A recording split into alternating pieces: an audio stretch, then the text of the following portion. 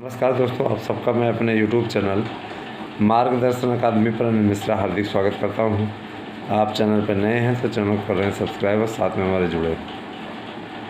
दोस्तों, संस्कृत विद्यालयों में शिक्षकों की भर्ती के लिए आज बड़ा आदेश आया हुआ है। संस्कृत विद्यालयों में शिक्षक भर्ती के लिए अधियाचन प्राप्त करने हेतु दोबारा पोर्टल खोला गया है और इस पोर्टल पे ये मांग की गई है कि संबंधित DIOS जल्दी से जल्दी 27 फरवरी तक पदों की संख्या उपलब्ध करा दें। इसका मतलब है कि फरवरी के पश्चात मार्च में होली के पहले बड़ी सौगात आपको मिलने जा रही है। संस्कृत विद्यालयों में जो क्राइटेरिया होगा उस पर आपका क्राइटेरिया ज़रा सा सुन लीजिएगा। दोस्तों, संस्कृत विद्यालयों में आपका high school, inter, BA, B.Ed इन चारों में से कोई दो में फर्स्ट डिवीज़न आपका अवश्य होना चाहिए, तभी आप उस भर्ती में भाग ले सकते हैं। कम से कम आपका दोनों में होना चाहिए, क्योंकि देखिए एकेडमिक मेरिट भी जुड़ेगी। इसमें आपका 30% एकेडमिक मेरिट भी जुड़ेगी, 70% पे आपका पेपर होगा। ठीक है, 70% पे आपका पेपर होगा और जाहिर सी बात है कि इंटरव्यू नहीं करना है, इंटरव्यू कोई मतलब नहीं है। हाँ, इतना ज़रूर है कि आप कि संस्कृत की परख इसी टेस्ट से हो जाएगी कि संस्कृत आप लोगों को आता है कि नहीं। संस्कृत आपको आना अनिवार्य है, जैसे KVS इत्यादि में इंग्लिश अनिवार्य रहती है ना, उसी प्रकार से संस्कृत विद्यालय में संस्कृत आपको थोड़ा बहुत आना ज़रूरी है, क्योंकि इतनी सामान्य जानकारी तो आपको हमारे YouTube चैनल पे ही मिल जाएगी, कोई दिक्कत नहीं है। हाई स्कूल में तो संस्कृत आप पढ़े ही हैं, अनिवार्य संस्कृत रूम में आपने इंटर में पढ़ा है, हाई स्कूल में पढ़ा है। तो यही सारी चीज़ें हैं। इसके अलावा आप लोगों को ये भी बता देना चाहूँगा कि शिक्षकों की भर्ती के लिए राजाज्ञा किसी भी दिन जारी हो सकती है। काउंसलिंग की स्थिति बन सकती है ना, जल्दी से जल्दी काउंसलिंग की स्थिति बन सकती है। लेकिन हमारे सूत्र जो बता रहे हैं है ना, 72,825 के प्रकरण में मैं उसको अवगत ज़रूर कराऊँगा आप लोगों को कि आप लोगों का ये प्रसंग जून तक क्लियर हो जाएगा पूरे तरीके से। अप्रैल, मई, जून तक क्लियर हो जाने की बात मैं कर रहा हूँ। प्रक्रिया आप लोगों की जल्दी शुरू होगी।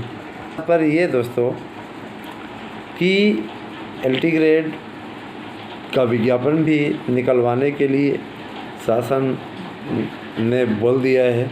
लोक सेवा आयोग से भर्ती वापस ले ली गई। लोक सेवा आयोग इसकी प्रक्रिया में किसी प्रकार का कोई हस्तक्षेप नहीं करेगा।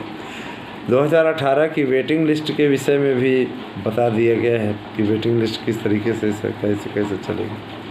तो ये सारी चीज़ें हैं दोस्तों।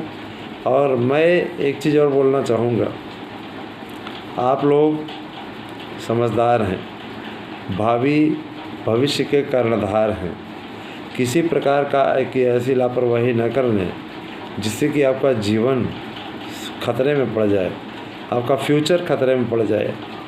जीवन का मतलब ये कि कोई जान से नहीं मार रहा है, लेकिन इसका तात्पर्य ये है कि कहीं ऐसी कोई गलती न कर बैठना दोस्तों को पछताना पड़े। ठीक है, भविष्य के आप सभी कर्ता धर्ता हैं और भविष्य में आप लोग बहुत आगे जाएंगे, इस बात के लिए भी मैं विश्वास व्यक्त करता हूँ। प्रयास अभी से करना आरंभ कर दीजिए। जो अवसर मिलता रहे, मेरे विचार से वहाँ अभी मैं ये देखता हूँ कि बहुत से फार्म निकलते हैं और उसमें ऑनलाइन आवेदन के लिए मारामारी मची रहती है। मारामारी मची रहती है। हम आवेदन करेंगे, ये लगा रहता है।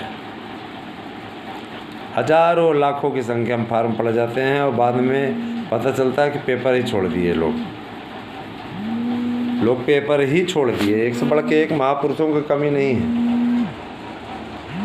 तो यही सब हो रहा है। लेकिन आप लोगों को मेरे ख्याल से परेशान होने की ज़रूरत नहीं है। और आने वाले समय में आप लोगों को बम्पर भर्ती देखने को मिलेगी। शिक्षकों की भर्ती के लिए शासन प्रतिबद्ध है। और ये भी जान लीजिए अच्छे तरीके से कि ये शायद नहीं है, निश्चित रूप से होगा। आप इतने फार्म भर देते हैं, उसमें पैसे खर्च कर देते हैं, लेकिन यहाँ पर अपने भविष्य के लिए है ना, आप 1500-1600 रुपये नहीं लगा सकते हैं। ये विडम्बना ही होगी। हालांकि काउंसलिंग पूरे पदों पर होगी, लेकिन स्थितियाँ ये भी हैं कि जो लोग रिट में शामिल रहेंगे उनके विषय में अधिक सुना जाएगा। यही सारी चीज़ें हैं। इसके अलावा आप देखिए, शिक्षक भर्ती की रफ्तार तेज़ी पकड़ने लगी है। मीटिंग हो रही है, और जाहिर सी बात है कि है ना, इसका लाभ आप लोगों को मिलेगा। आइए एक और बड़ी भर्ती के विषय में चर्चा कर लेते हैं। देखिए, ये भर्ती है आपकी, ये संविदा शिक्षकों की भर्ती हमने आपको बताई थी एक बार। संविदा वालों के लिए भी खाका बन रहा है। देखिए, बीएड बेरोजगारों को या बीटीसी बेरोजगारों को भत्ता देने से अच्छा है कि कम से कम उनके सेवाओं को कुछ उपयोगी लिया जाए। तो जाहिर सी बात है कि शासन स्तर पे इस पर विचार हो रहा है, तो बहुत अच्छी स्थिति आप लोगों की आने वाले समय में आप लोगों को देखने को मिलेगा। ये 2023 की ही भर्ती है, इसी साल हो जाएगी, कोई दिक्कत नहीं है।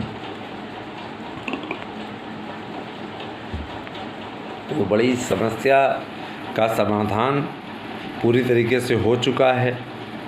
और हम ये भी जानते हैं बहुत अच्छी तरीके से कि आने वाले समय में आप सब विद्यालयों में होंगे। बस आपको धैर्य बनाए रखना है, अपना प्रयास जारी रखना है, और भरोसा रखता हूँ कि आप ऐसा कर पाएंगे जिससे कि आपका जीवन सुखमय हो जाए। दोस्तों, है ना, 72,825 प्रकरण पे आप लोगों को मैं जानकारी देता रहूँगा। जैसी स्थितियाँ आएंगी उसके अनुसार मैं आपको अवगत कराता रहूँगा। परेशान होने की ज़रूरत नहीं है। तो आप सब इसी प्रकार से स्नेहिल अपना प्रेम बनाए रखें दोस्तों, यही आपसे प्रार्थना करता हूँ। और मैं इतना भी ये भी जानता हूँ कि मेरिट आपकी कुछ भी हो, अगर आप याची बन जाते हैं तो आपको उसमें राहत मिलेगी, इस पर कोई डाउट नहीं है। ठीक है, तो परेशान ना हो। निश्चित रूप से आपकी समस्याओं का समाधान करने के लिए आपका यूट्यूब चैनल ASM न्यूज़ और अनिल मार्गदर्शन अकादमी निश्चित रूप से आपके साथ है, और हमेशा आपकी हर बात को उठाने का प्रयास करेगा। देखिए, देश का प्रधानमंत्री पद जो होता है बहुत ही सम्मानपूर्ण होता है, और मेरे विचार से किसी को किसी प्रधानमंत्री के ऊपर व्यक्तिगत टिप्पणी से बचना चाहिए। हालांकि पवन खेड़ा जैसे व्यक्तियों की ज़बान अक्सर फिसलती रहती, क्योंकि उनको संस्कार ही वैसे दिए गए हैं। वो उसकी प्रॉब्लम नहीं है, मेन चीज़ है कि उनको संस्कार ही नहीं सिखाए गए हैं ना, तभी तो बुढ़ौती में दांत टूट गया है। लेकिन शर्म नहीं आती ऐसे लोगों को, है ना। ऐसे लोग भले माननीय सर्वोच्च न्यायालय से अंतरिम जमानत पा जाए, लेकिन सर्वोच्च न्यायालय, मुझे पूरा विश्वास है कि अंतिम सुनवाई में इनको कड़ी फटकार भी लगाएगा। और फटकार उनको भी लगनी चाहिए जो ऐसे लोग जा कर के वहाँ पैरवी करते हैं। मैंने ऐसे लोगों को बढ़ावा देने का कार्य किया जाए। स्वतंत्रता का अधिकार ये तो नहीं कहता कि किसी के ऊपर आप व्यक्तिगत टिप्पणी करें, किसी के पिता के ऊपर आप व्यक्तिगत टिप्पणी करें, है ना। पवन खेड़ा ने प्रधानमंत्री मोदी जी के पिताजी पे टिप्पणी की थी, उनके पिताजी का गलत नाम लिया था, और उसके बाद उसने माफ़ी मांगी थी, लेकिन फिर उसने फिर तंज कसा था। मतलब ये कि वो जानबूझ करके कहा था इसने, ठीक है। तो ऐसे जाहिल लोगों को क्या कहा जाए, तो जाहिल ही लोग हैं, है ना। इनके अंदर संस्कार नाम की कोई चीज़ नहीं, जाहिल लोग हैं। और ऐसे लोग इसीलिए सत्ता से बाहर हैं, उसमें कहने वाली बात नहीं है, इसीलिए सत्ता से बाहर हैं। और यहाँ पे उत्तर प्रदेश में भी एक मौर्य जी हैं, वो सपा का बेड़ा गर्क करने पर लगे हुए हैं, है ना। रामचरितमानस में ही उनको खोट दिखता है। ऐसे जाहिल लोगों को क्या कहा जाए। चलिए ठीक है दोस्तों, बने रहें आप हमारे साथ में। यकीन दिलाता हूँ कि आपके हितों की सुरक्षा निश्चित रूप से हमारे चैनल के द्वारा की जाएगी। बने रहें आप हमारे साथ में और साथ ही साथ वीडियो को कर दें शेयर और लोगों को जोड़ें, बहुत अच्छा लगेगा हमें। बहुत बहुत धन्यवाद। आप सभी दिन शुभ हो।